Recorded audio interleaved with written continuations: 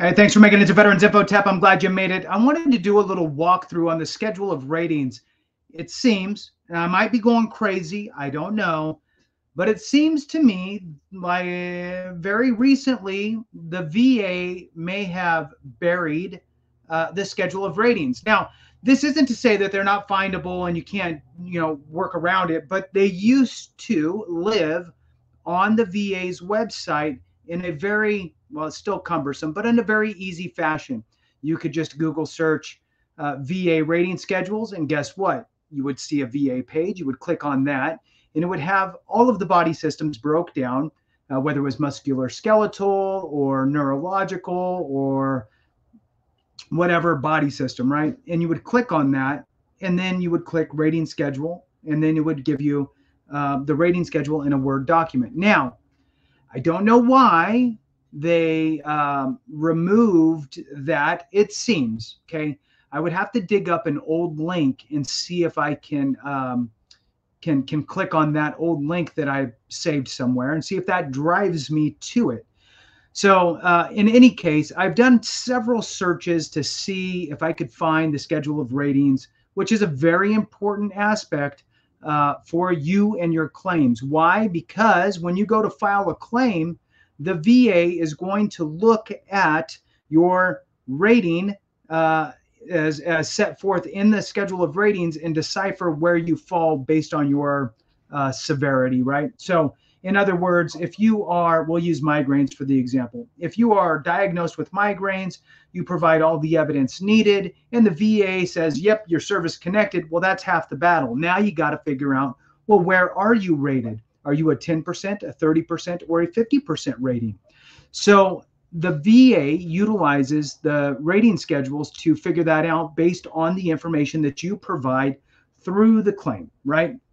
Either with your claim as evidence or in your C&P exam to figure out the severity of your condition, in this case, migraines.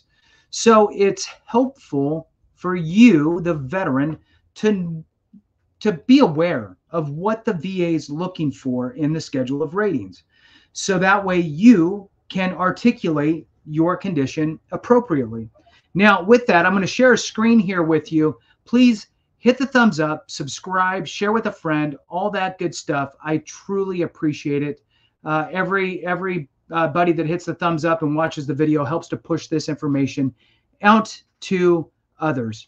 Okay. So if you want to support the channel in other ways, you can consider being a member. You can do that by going to the homepage. You'll see some tabs, videos and shorts and lives, and you'll see a tab there that says members. You can click on that and hit the join button and become a member. Thank you so much. All right, so let's jump into this here. As you can see, I just Google searched VA schedule of ratings, right? So here we are with the results, and really there isn't really anything that really from the VA. Okay, I'm just looking from the VA. Some of you already know about the CFR and all that good stuff, but this used to live on the VA's website, and it was a really easy way to find information. So now if we click this, right, the first thing that shows up, it takes us, there was two different versions that I saw. There was another version that looked just like this, okay? It looked exactly the same as this, and it allowed you, it gave like a few options here, and one of them was rating schedules. But when you clicked on rating schedules, it kicked you to this page. So depending on which VA's link you click, you might get one that actually says rating schedules in this section, and you click on it, and then it takes you to this page, the same page here. So if you click on any of these top ones, they're not really relevant to what we're looking for. It's this bottom one, Title 38, Code of Federal Regulations, right? So that is the CFR, the Code of Federal Regulations. And this has always been here. This is always an option. It's just a little more cumbersome than if you were to do it through the VA's website that already had it broken into body systems and so forth. Now, you can type in different things that you may or may not know. I mean, look, there's just so much, right? It goes on forever. So let's stick with our example of migraine headaches, okay? So migraines, are under the neurological body system. Okay, so when we click neurological and we scroll through here, we should see one that says right here, schedule of ratings, neurological conditions. Okay, so this is, again, the VA's rule book for rating your conditions. So this is where you would want to go into the ECFR. And oh, by the way, let me just show you real quick since we're here. I'm going to show you, make this a little bit bigger. There we go. All right. So this right over here, now I'm going to drop everything. This is this right here is an older version. I got a couple. Which year is this? 2020 to 2021. This is the Code of Federal Regulations, and it's got print like the Bible. Okay, I mean, it's super tiny. This is a nightmare, by the way, to go through. Definitely not the preferred method, right? So the ECFR is gold for you. It's definitely the way that you want to be when it comes to putting all of this together. So let's jump back into this. All right. So here you'll see, again, Code of Federal Regulations. Let's do that. And let's make sure, let me make sure that I have the right thing showing up for us. Okay, so I'm going to stop sharing this screen for a minute and bring up another one because it showed up in a new tab. So let's do that. Let's go stop screen share. We're going to do a new screen. And I think this should do it. All right. So this is where that takes you. This is the Code of Federal Regulations, the ECFR for the VA. Again, the VA's rule book, and this is really, where we want to be. So again, there's so much stuff in here. It just goes on and on and on. So the best version for you would be to utilize the search bar up here. And in this case, we're looking for neurological, which is where the migraines would live. That's the body system. So it's helpful to know some aspects. So here you'll see schedule of ratings, neurological conditions. When we click on that, it takes us into the actual rating schedule. And you'll see over here, they don't show percentages, but it does say rating. That is your percentage, right? So for different ailments, right? So all the different types of conditions. Now, what we want to do is we want to find migraines, right? Let's see if it works. Control F, migraine. There we go. Sweet. So migraines, you can Control F and find migraines. And for those that know, migraines have a maximum of 50%. So you see the 50 there, and a 0% as the minimum. All right. So imagine having this information for any of your conditions to understand where you fall. Now, especially when it comes to ones where you have to describe the severity of your condition. As you're describing hiatal hernia, for example, or you're describing mental health, right? These are things where the practitioner needs to hear it from you, the patient. So here we have a 0% rating is less frequent attacks. Okay, well, less frequent than what? Well, less frequent than the 10% rating, which is with characteristic prostrating attacks averaging 1 in 2 months over the last several months. Well, I'm going to tell you that a migraine versus, I have a little headache. A migraine is absolutely prostrating, right? It's debilitating. So you can interchange debilitating with that word for VA purposes, right? That it is debilitating, averaging at least 1 in 2 months over the last several months. So it's saying in the last 3 months or so, right? Have you had 1 migraine? Okay. Now, so now you know what it takes for a 10. If you don't have that, well, then you would be a 0.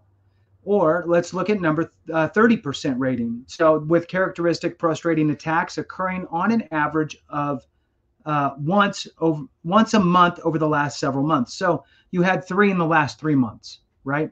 Because again, it's talking about average. You could have had 2 in 1 month, then skipped a month, and then had 1 in the next month. So your average is once a month over that 3-month period, right? So important to just kind of look for ways to say yes as you're looking at things, and don't look for ways to get yourself out of it. Give them all the information they need and let them make that decision. So that's for a 30% rating. For 50%, it's with very frequent, completely prostrating and prolonged attacks, productive of severe economic inadaptability. Well, look, how do you prove that? Because everything is it needs to be proven to the VA, right?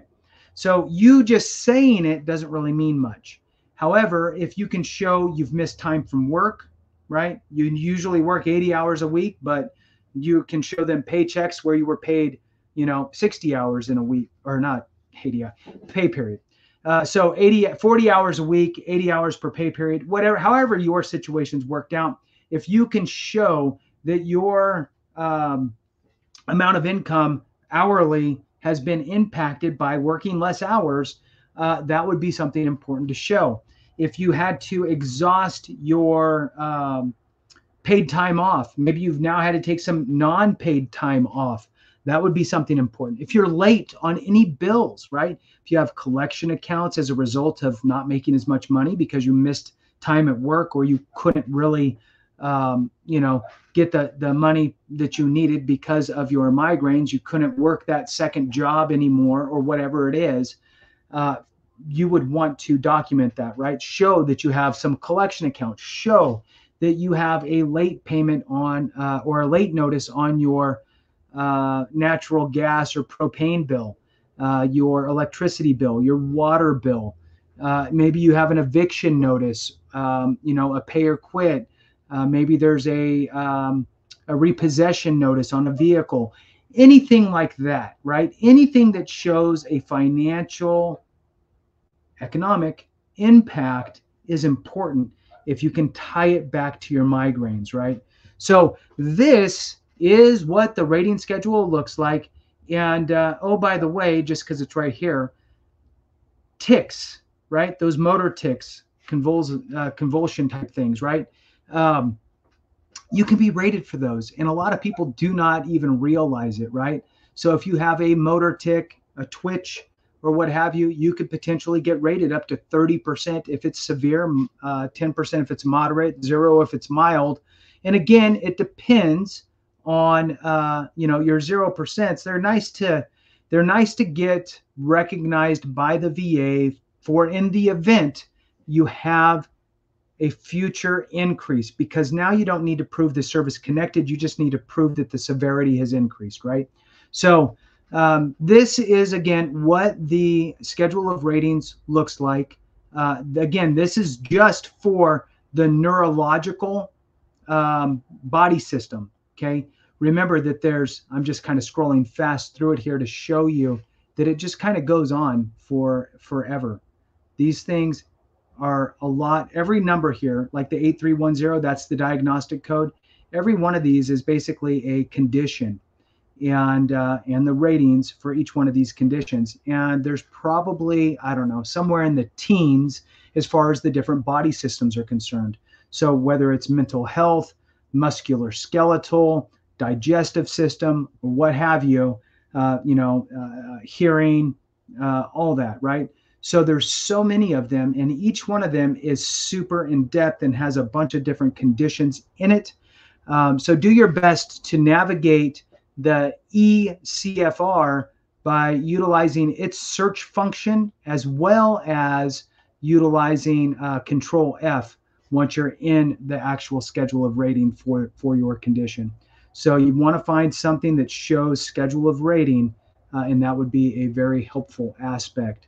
So with that, I'm just going to kind of jump back here and just share a little bit more with you. Um, Again, I'm not sure what happened with it on the VA's website. The CFR, as well as the VA's website, with regard to finding the schedule of ratings, can be cumbersome. It really can. Most of the big law firms out there rip this information from the CFR and put it on their websites to draw traffic. I would assume that if it's a law firm that deals in Veterans Affairs stuff, that information would be up to date. So if you were to type in your condition, VA schedule of rating, or your condition rating schedule, there might be one of these law firms that pop up, and you can find that same information very quickly. I'm a fan of getting it from the horse's mouth, which would be through the ECFR in this case. But if you didn't find it that way, that's another option for you. So with that, thank you so much for watching. I really appreciate you guys. Have a great one. And remember, if we don't take care of each other, something went wrong.